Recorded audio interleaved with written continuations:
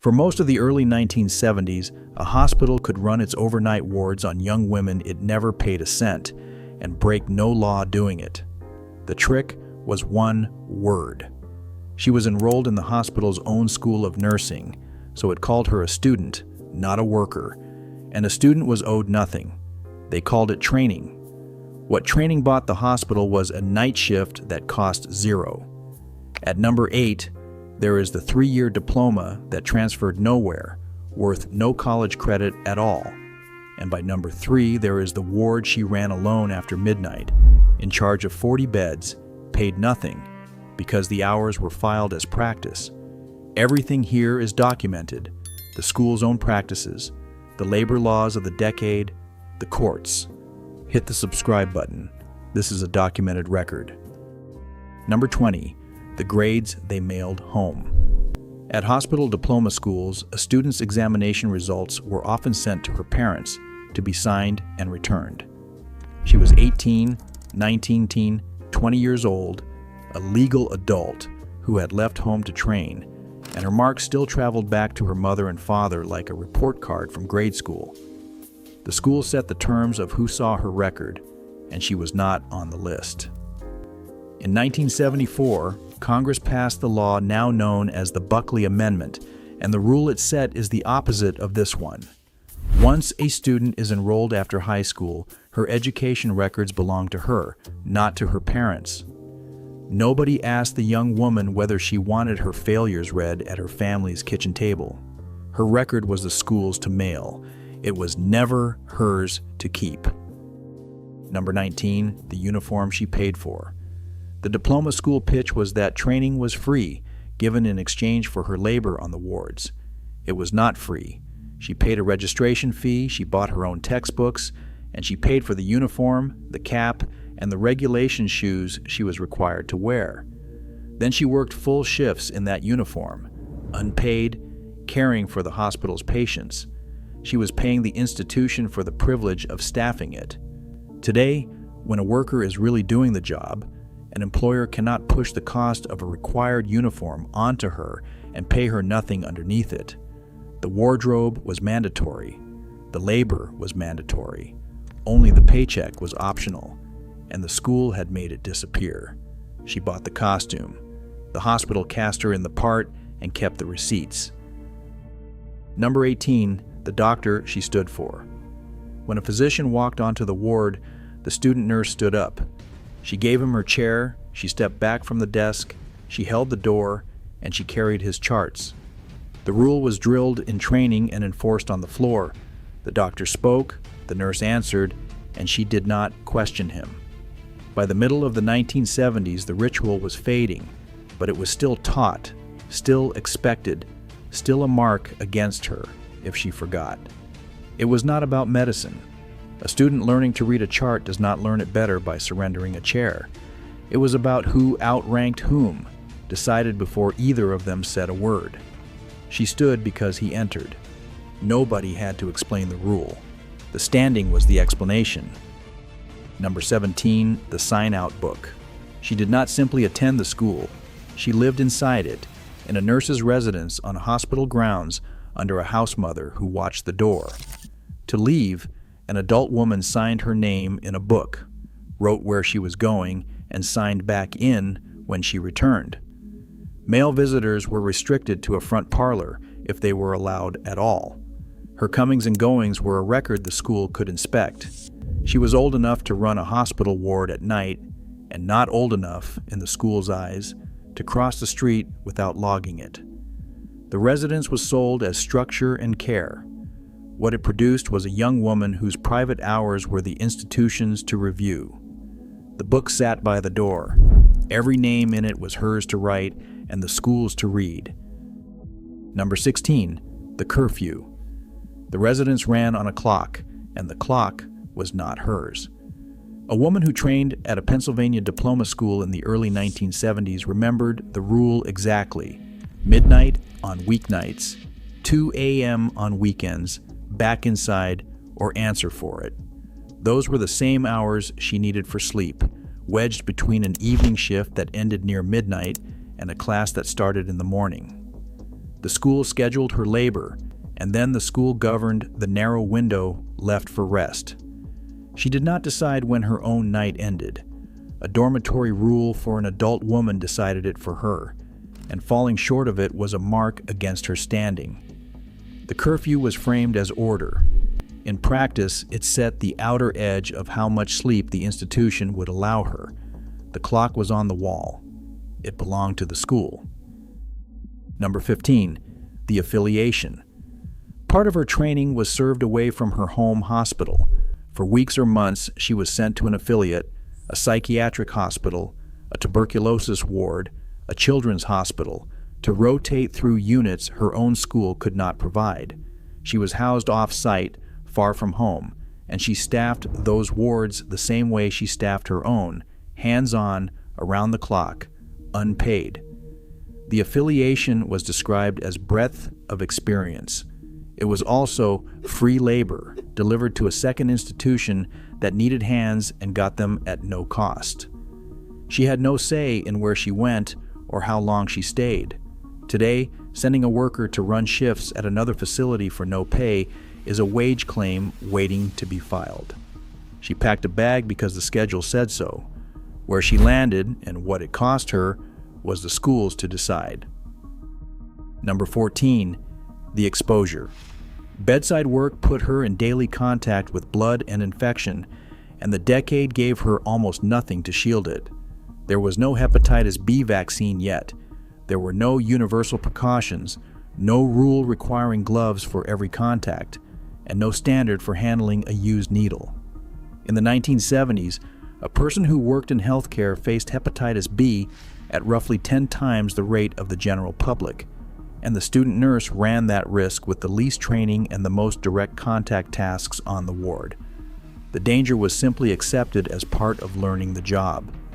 Today, a federal standard governs exactly this, and the vaccine is offered before the work begins. She was handed the risk and told it came with the calling. The needle was already on the tray. Nothing between it and her had been invented yet.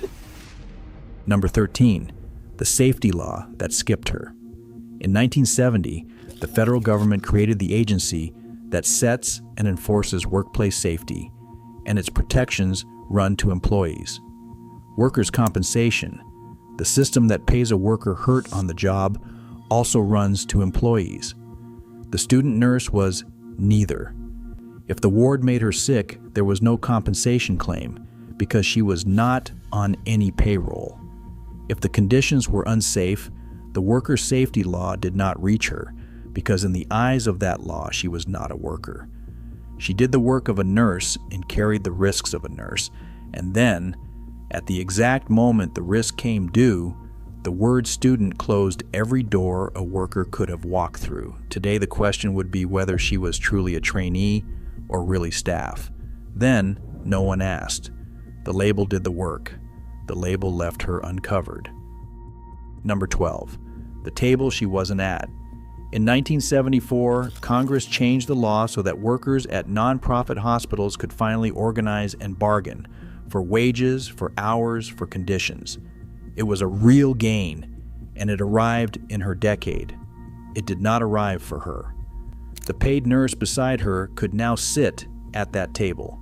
The student nurse could not, because bargaining is a right that belongs to employees, and the school had made sure she was not one. She worked the same wards, the same nights, the same understaffed weekends, and when the workers organized to change those hours, she had no standing to join them. Her labor filled the schedule. Her voice was not counted in it. The right to push back showed up in 1974, walked past her, and sat down with everyone. The law was willing to call a worker. She was not on the list. Number 11, the rights they had to write for themselves. In the 1970s, student nurses, working through their own national association, sat down and drafted a Bill of Rights and Responsibilities for students of nursing. It spelled out what should have been obvious: the freedom to learn, a fair procedure before punishment, a written grievance process, a record kept honestly. The document is admirable. It is also an accusation. You do not write a Bill of Rights for a place where those rights already exist. Students drafted it because, at the schools they attended, none of it was guaranteed, and a young woman could be disciplined, held back, or removed with no procedure she could point to. They had to name their own protections because the institution never had. The list of rights was the evidence. Its existence proved what she had been living without. Look at what has already been taken, and notice she has not yet been paid for any of it. Her record, her wardrobe, her evenings, her safety, her voice, all of it governed by a school that fed on her labor and answered to almost nothing. Each item rests on the same quiet trick. She did the work of a nurse, and the institution kept one word, student, that let it treat her as something less. What follows is the money the word erased, and then the nights it bought. Number 10, the dismissal with no appeal. Years of unpaid work could end on a judgment she could not contest. If the faculty decided she did not measure up, she could be dropped from the program, and the process she was owed was thin to non-existent. At a private diploma school, she was governed by a contract, not by any constitutional right to a hearing. When the question reached the Supreme Court in 1978, in the case of a dismissed medical student, the court held that an academic dismissal required no hearing at all. She could lose 3 years of labor and her entire path into the profession on an evaluation she never got to answer.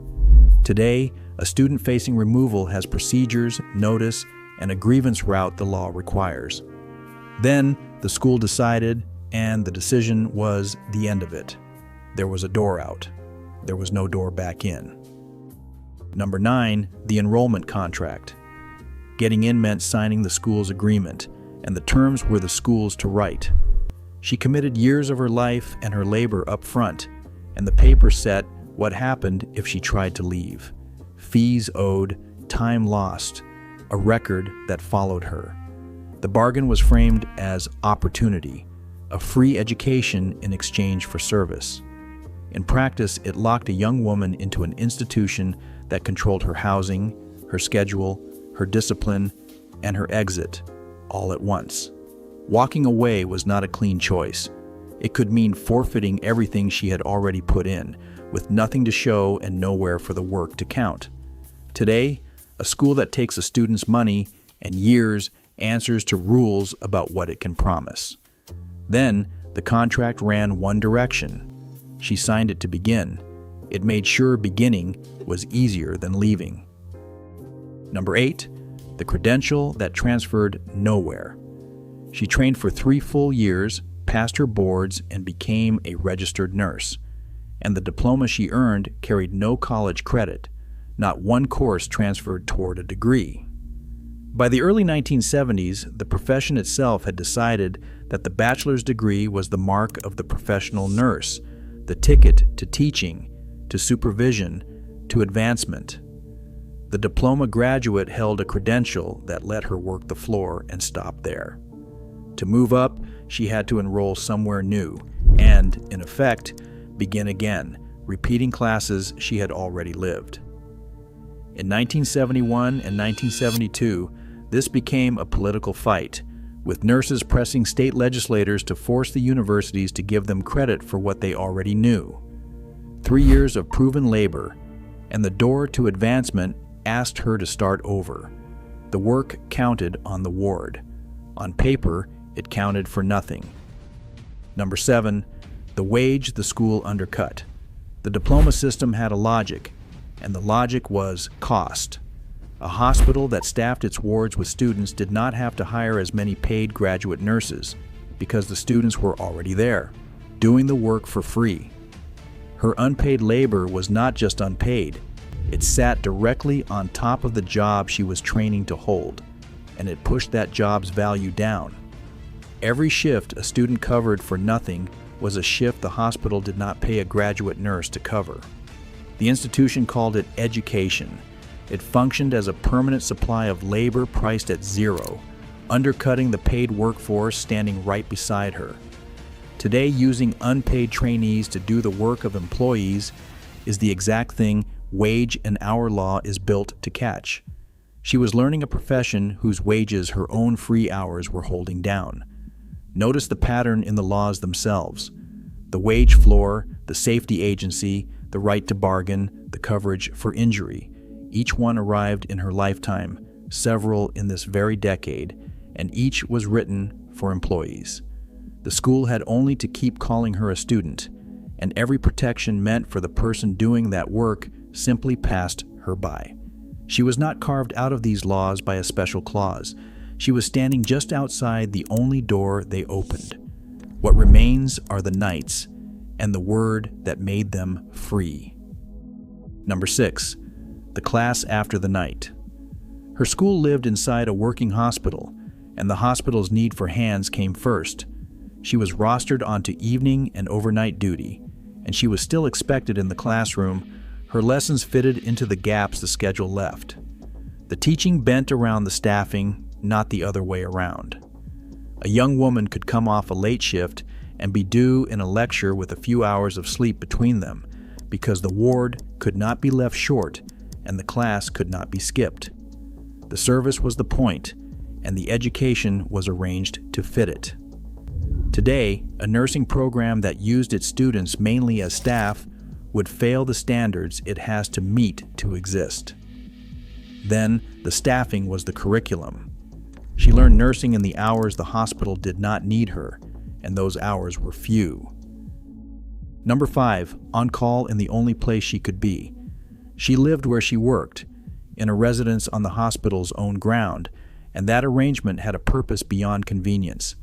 If the wards ran short, she was close, and she could be pulled in. Her off hours were spent inside the reach of the institution that scheduled her, behind a curfew that kept her there. Rest in that residence was rest the hospital could interrupt. This was not a live-in job in a private home. It was a school that had built its students' beds inside its own workplace, so that the line between resting and working was the hospital's to move. She could close her door. She could not close the distance. When the ward needed a body, hers was already on the property, already accounted for, already the nearest one they had not paid. So ask the question the whole list has been circling. While she ran that ward at night, unpaid and on call, what was she exactly in the eyes of the law? Not an employee, the school said, and so the wage laws never saw her. The items that remain are the machinery of that answer, the reason a hospital could take a young woman's nights for free and call it a favor to her. This is the floor of the list, and it is where the single word finally does all of its work. Number 4, the floor she stood below. In 1966, the Fair Labor Standards Act, the federal minimum wage law, was extended to cover the workers of America's hospitals for the first time. The nurse's aide on the ward beside her now had a wage floor and a right to overtime. The student nurse, doing the same tasks on the same ward through the same night, had neither. One word separated them. The aide was an employee. The student was a student. So the law that finally reached into the hospital in 1966 reached the woman next to her and stopped at the edge of her uniform. She was not exempted by a special rule written about nurses. She simply was not counted as a worker at all, and you cannot set a floor under someone the law does not see standing there. The paycheck reached the next bed over. It never crossed to hers. Number 3, the night shift that paid nothing. The clearest look at the whole system is a summer. When the paid staff took vacation, the students stayed and covered the hospital. A woman who trained at a Pennsylvania diploma school and graduated in 1974 remembered it plainly. Through the summers, they staffed the place with no pay and were put in charge on the evenings and the nights. Not observing, not assisting. In charge, responsible for the ward. A young woman of 20 holding the floor while the city slept. Every one of those hours was filed as training, and training is the word that made them free. She carried the same load as a paid nurse and carried it for nothing because the ledger called her a learner. The work was real. The patients were real. Only the wage was treated as imaginary, and the imagining was the school's. Number 2, the reason no law reached those hours. All of it rested on a single legal idea. In 1947, the Supreme Court decided a case called Walling versus Portland Terminal, and it held that a trainee whose training mostly benefits herself is not an employee, so the wage law does not apply to her. That ruling became the door every hospital diploma school walked through. Her nights were not work, they said. They were training, and the person who gained the most from training was the trainee, so nothing was owed. It did not matter that the hospital's wards ran on her, that the summers were covered by her, that the ledger balanced on her unpaid hours. The label held because the law let it hold. Today, a court would ask who really benefited, the school or the student, and the honest answer would not favor the school. Then, no court asked. The word closed the case before it opened. Number 1, the young woman who ran the ward. Put every piece in one place. She is 19 or 20. She lives in the residence, signs the book, keeps the curfew. She works the evenings, the nights, the summers, unpaid, and on many of them, she is in charge. She takes the risks of the ward with the least protection on it. Her diploma will lead nowhere she cannot reach except by starting over. And through all of it, in the eyes of every law written to protect a worker, there is no worker standing on that ward at all. The wage law does not see her. The safety law does not see her. The bargaining law does not see her. She ran the hospital at night, and the law that governs work looked straight at her and recorded an empty floor. They called it training. What it was a full-time nurse the country had agreed not to notice. Think of one of them, years later, watching a documentary about workers who finally won a wage. She would recognize almost none of it as hers because she was never counted among them. Set her beside another woman this series has met, the live-in maid of the same decade. That worker was at least an employee. The law reached her and then carved her out with a clause written to fit her exactly. The student nurse never got that far. There was no clause exempting her because there was no employee to exempt. She stood one step before the law even began, held there by a single word. The people who ran these schools were not villains in a story. They were administrators following a model everyone accepted, in which a student was not a worker and training was not owed a wage. It was written in the handbooks and settled in the courts. They called it training. She called it for 3 years, her whole life. Did your mother or grandmother train this way, for nothing, in a hospital that owned her nights? Tell me what the word student cost her.